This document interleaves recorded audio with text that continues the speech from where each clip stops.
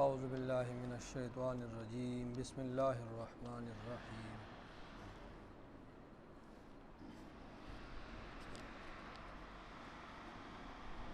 فَإِذَا انْسَلَخَ الْأَشْهُرُ الْحُرُمُ فَاقْتُلُوا الْمُشْرِكِينَ حَيْثُ وَجَدتُّمُوهُمْ وَخُذُوهُمْ وَاحْصُرُوهُمْ وَاقْعُدُوا لَهُمْ كُلَّ مَرْصَدٍ فَإِنْ تَابُوا وَأَقَامُوا الصَّلَاةَ وَآتَوُا الزَّكَاةَ فَخَلُّوا سَبِيلَهُمْ إِنَّ اللَّهَ غَفُورٌ رَحِيمٌ وَإِنْ أَحَدٌ مِّنَ الْمُشْرِكِينَ اسْتَجَارَكَ فَأَجِرْهُ حَتَّى يَسْمَعَ كَلَامَ اللَّهِ ثُمَّ أَبْلِغْهُ مَأْمَنَهُ ذَلِكَ بِأَنَّهُمْ قَوْمٌ لَا يَعْلَمُونَ صدق اللہ العظیم۔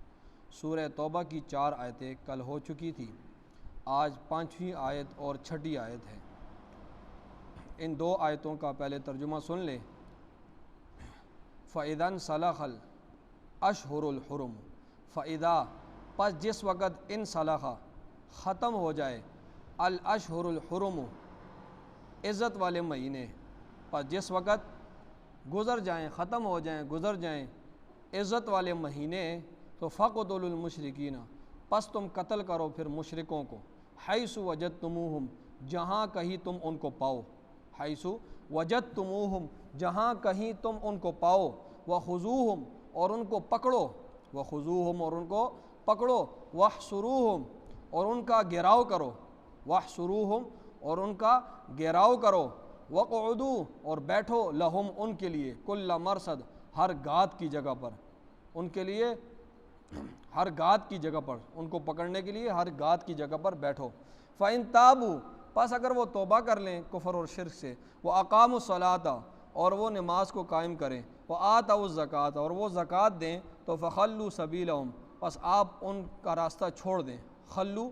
آپ خالی کر دیں، راستہ چھوڑ دیں، سبیلہم ان کا، ان اللہ بے شک اللہ غفور بخشنے والا رحیم مہربان ہے۔ وَإِنْ أَحَدٌ مِّنَ الْمُشْرِكِينَ اور اگر کوئی ایک بھی من المشرکین مشرکوں میں سے استجارک آپ سے پناہ مانگے، فَأَجِرْهُ پس آپ اسے پناہ دے دیں، حتیٰ یہاں تک کہ یسمع کلام اللہ وہ اللہ کے کلام کو سن لے، ثم ابلغہ مأمنہ پھر آپ اسے پہنچا دیں امن کی جگہ پر، پھر آپ انہیں پہنچا دیں مأمنہ امن کی جگہ پر، ذالکہ یہ اس لیے کہ بِأَنَّهُمْ قَوْمٌ لَا يَعْلَمُونَ یہ قوم ایسی ہے جو سمجھ نہیں رکھتی، یہ قوم سمجھ نہیں رکھتی۔ یہ ان آیات کا ترجمہ ہوا۔ دیکھیں کل میں نے یہ بات بیان کی تھی کہ رسول اللہ صلی اللہ علیہ وسلم یہ جو صورت ہے یہ مکہ کے فتح ہونے کے بعد نازل ہوئی تھی، اور مکہ کے فتح ہونے کے بعد عرب کے جو قبائل تھے آگے پیچھے وہ جوک در جوک آ رہے تھے اسلام کو قبول کرنے کے۔ اب عرب کا کافی حصہ جو ہے وہ اسلام قبول کر چکا تھا، یہ کل میں نے بات بیان کی تھی کہ عرب کا کافی حصہ، جزیرہ عرب کا بیشتر حصہ وہاں پر اسلام کا جھنڈا لہرایا جا رہا تھا۔ تو اللہ کو یہ منظور تھا کہ اب پورے جزیرہ عرب کو اسلام کا اور مسلمانوں کا مرکز بنایا جائے، اور رسول اللہ صلی اللہ علیہ وسلم کی بھی منشا اور مقصد یہ تھا کہ اب اس پورے جزیرۃ العرب میں جو ہے وہ صرف مسلمان ہی رہے، باقی کوئی بھی نہ رہے۔ چنانچہ موطا امام مالک میں یہ حدیث ہے کہ آپ صلی اللہ علیہ وسلم نے فرمایا کہ اب اس عرب میں 2 دین نہیں رہ سکتے، یعنی ایک ہی دین رہے گا مسلمانوں کا۔ تو آپ کی منشا یہ تھی کہ اس عرب سے مشرکین بت پرستوں کو بھی نکالا جائے اور یہود و نصارہ کو بھی نکالا جائے، لیکن یہ کام آپ نے تدریجاً کیا، پہلے بت پرستوں کو نکالا، اور اس کے بعد آپ صلی اللہ علیہ وسلم کی وفات ہو گئی، آپ کی وصال کے بعد حضرت عمر کے دور میں یہودیوں اور عیسائیوں کو بھی جزیرۃ العرب سے نکال دیا، پورا جزیرۃ العرب میں مسلمان تھے۔ اب ان لوگوں کو میں نے کہا تھا یہ جو بت پرست اور مشرکین یہ کافر لوگ تھے، ان کو کچھ مختلف مہلتیں دی گئی، ان لوگوں کو ان کی 4 قسمیں تھیں، ان مشرکین کی، ان بت پرستوں کی، تو ان کو مختلف مہلتیں دی گئیں، ٹھیک ہے۔ پہلے 4 قسمیں تھیں مشرکین۔ پہلی قسم وہ تھی مشرکوں بت پرستوں کی کہ جن کے ساتھ کوئی معاہدہ نہیں ہوا تھا، جن کے ساتھ کوئی معاہدہ نہیں ہوا تھا، جنگ بندی کا کوئی معاہدہ نہیں تھا۔ اور دوسری وہ مشرکوں اور بت پرستوں کی قوم تھی کہ جن کے ساتھ معاہدہ تو ہوا تھا جنگ بندی کا، لیکن معاہدے کی مدت متعین نہیں تھی۔ تو یہ جو دو قسمیں ہیں نا، ان کے بارے میں سورہ توبہ کی ابتدائی 2 آیتیں ہیں کہ یہ 2 قسم کے جو مشرکین ہیں، ان لوگوں کو 4 مہینے کی مہلت ہے۔ ان کو کتنی مہینے کی مہلت ہے؟ 4 مہینے کے اندر یہ یہاں پر رہتے ہیں تو رہیں، اسلام قبول کرتے ہیں ٹھیک ہے، وگرنہ جزیرۃ العرب سے نکل جائیں، اور اگر نہیں نکلتے، اسلام بھی قبول نہیں کرتے، پھر جنگ کے لیے تیار ہو جائیں۔ یہ 2 آیتیں شروع والی ان 2 قسم کے مشرکین کے بارے میں۔ آگے تیسری آیت یہ ان مشرکین کے بارے میں تھی کہ جن کے ساتھ رسول اللہ صلی اللہ علیہ وسلم نے جنگ بندی کی جو ہے ایگریمنٹ کیا تھا، اور مدت بھی متعین کی تھی، اور انہوں نے اس مدت کو نہیں توڑا، ٹھیک ہے۔ تو اور انہوں نے کسی کی بھی مدد نہیں کی کہ ان لوگوں نے ایسی قوم کی کہ جنہوں نے مسلمانوں کے ساتھ لڑے ہوں، اور ان لوگوں نے ان کافروں کی مدد کی ہو کہ لڑو مسلمانوں کے ساتھ، کہ معاہدہ انہوں نے پورا کیا تھا۔ یہ قبیلہ کنانا کے 2 بڑے قبیلے تھے، بنو زمرہ اور بنو مدلج قبیلے تھے۔ تو ان کے ساتھ آپ صلی اللہ علیہ وسلم نے معاہدہ کیا متعین مدت تک، اور انہوں نے معاہدہ توڑا نہیں۔ اب اس اعلان کے بعد بھی 9 مہینے معاہدے کے رہتے تھے۔ تو اللہ کا حکم آیا، اللہ نے کہا یہ جو لوگ جن کے ساتھ آپ نے معاہدہ کیا اور انہوں نے معاہدہ توڑا بھی، خلاف ورزی نہیں کی معاہدے کی، اور اب ان کا جہاں تک ٹائم ہے وہاں ٹائم یہاں ان کے ساتھ پورا کر لو 9 مہینے، ٹھیک ہے، ان کے ساتھ فی الحال جنگ نہیں کرنی ہے۔ چوتھی قسم جو مشرکین کی تھی وہ لوگ تھے کہ جن کے ساتھ رسول اللہ صلی اللہ علیہ وسلم نے جنگ بندی کی متعین مدت 10 سال، جنگ کو بند کیا تھا 10 سال، مدت متعین تھی صلح حدیبیہ پر کے موقع پر ان مشرکین کے ساتھ اور ان بت پرستوں کے ساتھ، لیکن انہوں نے خود اس معاہدے کو توڑا، اس کی خلاف ورزی کی۔ اب ان کے بارے میں یہ 5ویں آیت ہے کہ یہ لوگ جو ہیں جنہوں نے معاہدہ توڑا ہے، ان کے ساتھ فوراً جو ہے ان کو کوئی مہلت نہیں ہے، ان کے ساتھ فوراً جو ہے وہ جنگ کرو، ٹھیک ہے۔ لیکن بات یہ تھی کہ جس مہینے میں اعلان ہو رہا تھا وہ مہینہ ذی الحجہ کا تھا، ذی الحجہ میں جنگ یہ جائز نہیں تھی، اور اگلا مہینہ وہ بھی محرم کا تھا، یہ عزت والے مہینے، ٹھیک ہے، اشہر حرم۔ تو ذی الحجہ کے مہینے میں تو جنگ ہو نہیں سکتی تھی، آگے مہینہ یہ ان کے لیے ایک سہولت ہوگی کہ آگے 2 مہینے ان کے لیے، آگے جو ہی محرم کا مہینہ ختم ہوگا اللہ نے حکم دیا کہ ان کو قتل کر دو، یا یہ اسلام قبول کر لے یا اس علاقے کو چھوڑ دے جزیرہ عرب کو، یا ان کو قتل کر، ان کے لیے کوئی مہلت نہیں ہے۔ اب اس کے بارے میں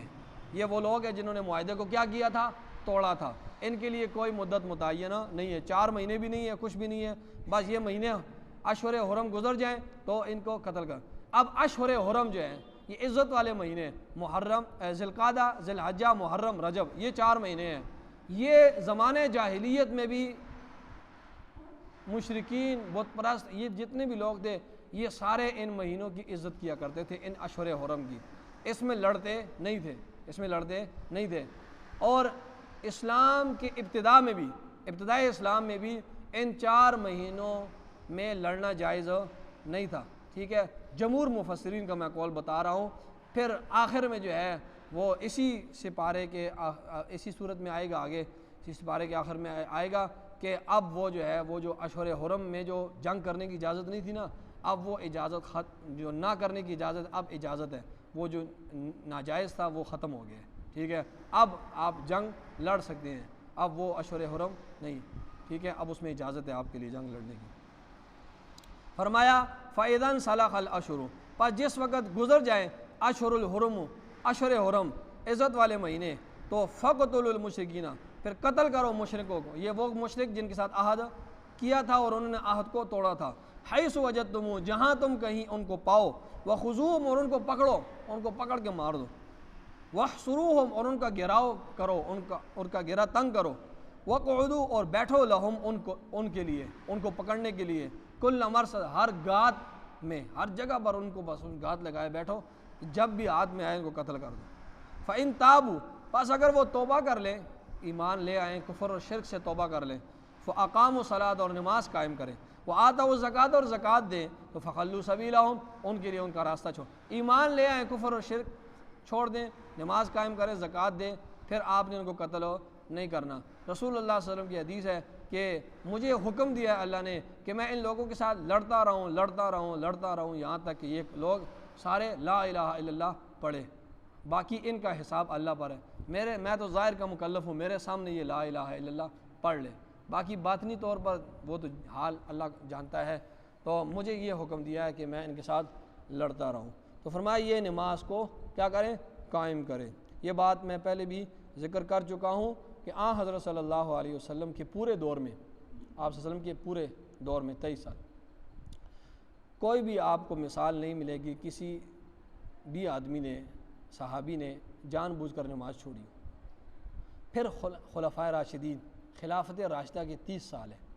اس میں بھی آپ کتابیں کھولیں ٹٹولیں کہ کوئی آدمی ایسا آپ کو مثال نہیں ملے گی کہ کسی آدمی نے جان بوجھ کر نماز چھوڑی ہو اور اس کی وجہ سے اس کو سزا ملی ہو۔ پھر کرتے کرتے 110 سال میں سب سے آخری صحابی فوت ہوئے ہیں ابو طفیل عامر ابن واصلہ، یہ آخری صحابی ہیں مکہ میں، یہ فوت ہوئے ہیں 110 سال، یعنی اب رسول اللہ صلی اللہ علیہ وسلم کے بعد، آپ کی وفات کے بعد 100 سال تک صحابہ کرام زندہ رہے۔ ان 100 سالوں میں، اور رسول اللہ صلی اللہ علیہ وسلم کے دور کو بھی آپ کر لیں، اس میں آپ کو کوئی بھی مقدمہ نہیں ملے گا کہ جو مقدمہ ایسا ہو کہ جس میں یعنی ایک آدمی کو پکڑا ہو اس میں کہ اس نے جان بوجھ کر بغیر شرعی عذر کی نماز چھوڑی ہو اور اس کو سزا ملی ہو، یعنی کوئی تصور ہی نہیں تھا نماز چھوڑنا۔ ٹھیک ہے، تو یہ نماز فرمائے نماز قائم کرتا ہو، نماز وقت میں نماز پڑھنا وقت کے اوپر، یہ سب سے بڑی نیکی ہے۔ حدیث میں آتا ہے یعنی اس سے بڑی کوئی نیکی نہیں ہے، کوئی بھی بڑی نیکی نہیں ہے۔ وہ آدمی جو وقت پر نماز پڑھتا ہو یہ سب سے بڑا یعنی نیک کا کام کیا ہے، اس سے بڑا یعنی جہاد سے بھی بڑا اس نے یہ کیا کہ وقت پر نماز پڑھتا ہے۔ ٹھیک ہے، تو نماز جان بوجھ کر چھوڑ دینا بغیر شرعی عذر کے، امام احمد ابن حنبل کے نزدیک یہ شخص مرتد ہو گیا ہے، کافر ہو گیا ہے، اب اس کو قتل کر دیا جائے مرتد ہونے کی وجہ سے،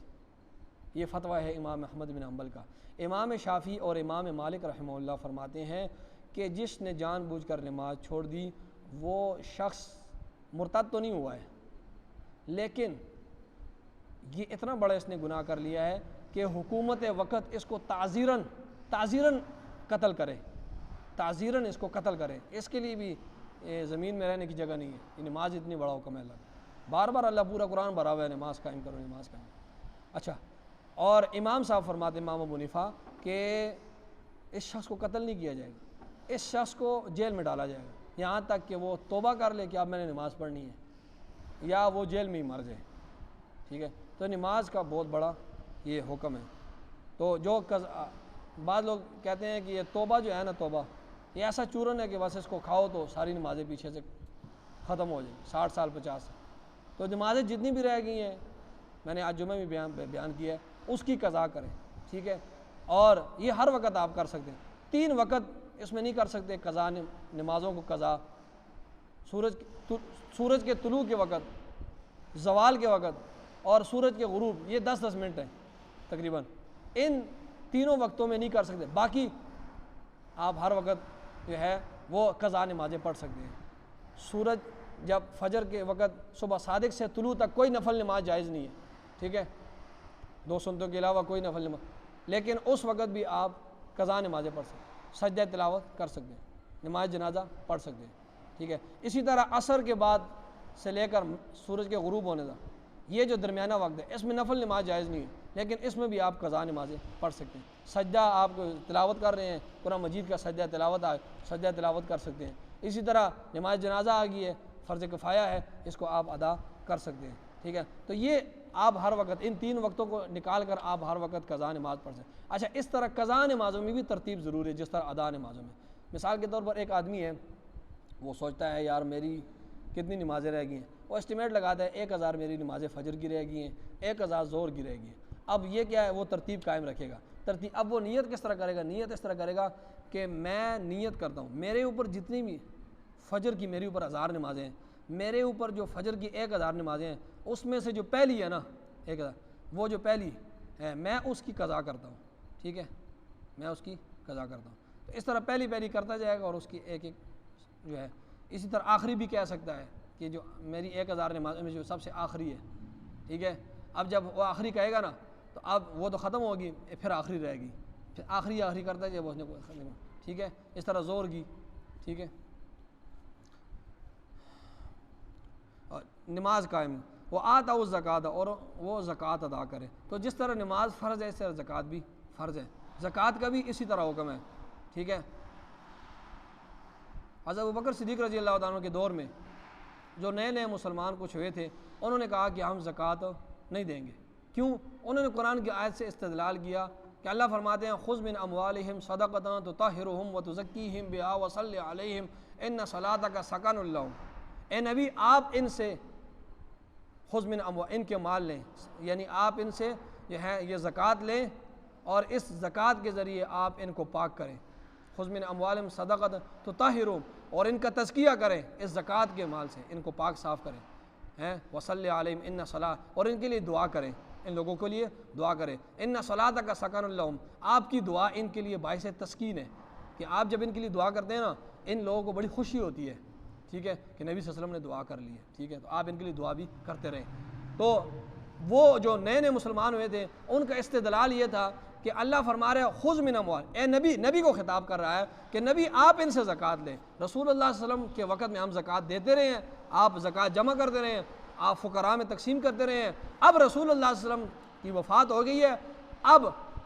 اللہ کا جو حکم تھا کہ اے نبی آپ ان سے زکوٰۃ لیں، اب نبی صلی اللہ علیہ وسلم دنیا سے چلے گئے ہیں لہٰذا اب ہم زکوٰۃ نہیں دیں گے، وہ جو حکم تھا وہ نبی کے دور میں تھا، اور قرآن میں بھی یہ کہتے ہیں اے نبی آپ ان سے زکوٰۃ لیں، اس لیے ہم ابوبکر ہم آپ کو جو ہے زکوٰۃ نہیں دیں گے، بس وہ زکوٰۃ نبی کو حکم تھا اور ہم دیتے رہے ہیں اپنے وقت میں، اب ہم زکوٰۃ نہیں دیں گے۔ حضرت ابوبکر صدیق رضی اللہ تعالی عنہ کے ساتھ حضرت عمر رضی اللہ تعالی عنہ کھڑے تھے، آپ نے حضرت عمر کو کہا کہ عمر جہاد کے لیے پوری جو ٹیم ہے اس کو تیار کرو، ان کے خلاف میں جہاد کروں گا۔ تو حضرت عمر نے فرمایا کہ ابوبکر یہ لوگ نماز بھی پڑھتے ہیں، یہ لوگ حج بھی کرتے ہیں، یہ روزے بھی رکھتے ہیں، چلو ایک حکم ہے زکوٰۃ کا تو یہ بھی ٹھیک ہو جائے گا، ہم ان کو سمجھائیں گے، آپ ان کے خلاف جہاد نہ کریں۔ فرمایا عمر عجب بار فی الجاہلیت، عجب بار فی الجاہلیت وخوار فی الاسلام، عمر تو بڑا بہادر تھا، بڑا دلیر تھا جب کافر تھا، آج جب اسلام قبول کرتا ہے تو ابھی کمزور باتیں کرتا ہے۔ ابوبکر صدیق رضی اللہ فرمایا کہ عمر تو جاہلیت میں بڑا بہادر اور بڑا دلیر تھا جب کفر کی حالت میں تھا، اب جب تو اسلام قبول تو نے کیا ہے تو اب کمزور باتیں کرتا ہے۔ فرمایا اللہ کی قسم جو رسول اللہ صلی اللہ علیہ وسلم کو یہ زکوٰۃ دیا کرتے تھے میں ان سے وہ زکوٰۃ لوں گا، زکوٰۃ قرآن کا حکم ہے، قرآن کہتا ہے زکوٰۃ ادا کرو تو میں زکوٰۃ لوں گا۔ اور فرمایا جانور کیا، جانور کی رسی، اگر یہ لوگ رسول اللہ صلی اللہ علیہ وسلم کو زکوٰۃ میں دیا کرتے تھے اور یہ رسی بھی نہیں دیں گے، وہ رسی، جانور تو بڑی چیز ہے، اگر رسی بھی نہیں دیں گے تو میں اس رسی کے لیے بھی ان کے خلاف جہاد کروں گا۔ میرے ساتھ کوئی جانا چاہتا ہے جائے، نہیں جانا چاہتا نہ جائے، میں بھی گھوڑا تیار کرتا ہوں، میں اس پر سوار ہوتا ہوں، میں خود اکیلا ان کے خلاف لڑوں گا، ٹھیک ہے۔ اور پھر انہوں نے ایسا کیا بھی، اور وہ جو ہے وہ مجاہدین کو لے کر گئے، اور ان میں سے جو کچھ مسلمان ہوئے اور کچھ جو زکوٰۃ کا حکم کا انکار کر دیا تو کافر ہو گئے، مرتد ہو گئے کہ ہم نے زکوٰۃ نہیں دینی ہے، اب زکوٰۃ نہیں ہے، تو جو ہے جو مرتد ہوئے ان کو قتل کر دیا، اور جو ہے جنہوں نے اپنی غلطی تسلیم کی ان سے زکوٰۃ لے لی۔ تو یہ زکوٰۃ بھی نماز کی طرح بہت بڑا حکم ہے۔ اور فرمایا کہ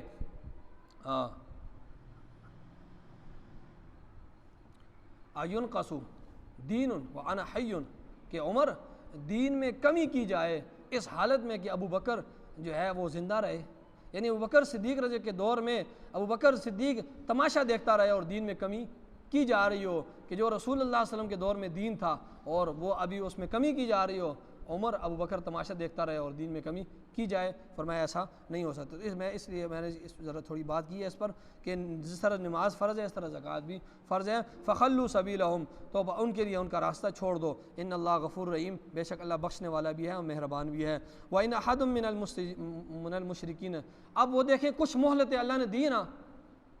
کچھ مہلتیں، مختلف مہلتیں اللہ نے دی تھی، اس کے باوجود اللہ رب العزت نے کہا ہے نا، اب یہ جو جنہوں نے اپنے عہد کو توڑا ہے، جن لوگوں نے اپنے عہد کو توڑا تھا، ان کے بارے میں اللہ نے کیا کہا